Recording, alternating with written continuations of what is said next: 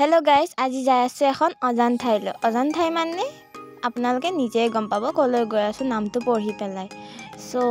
আহিয়ে দেখিছো ইমান ভিৰ নকব আৰু ইমান মখা গাড়ী মানুহ একদম এইটো চাওক পাৰ্কখনৰ নাম আপোনালোকে নিজে পঢ়ি লব মই পিছে পঢ়ি আকৌ বুজি পোৱা নাই ইয়াত পিছে ধুনীয়া ধুনীয়া বিভিন্ন ধৰণৰ ফুল আছে ময়ো মাজে মাজে এবাৰ ফুৰি আহিছো পোষ্ট দি ফটো তুলিছো বাৰু বহুত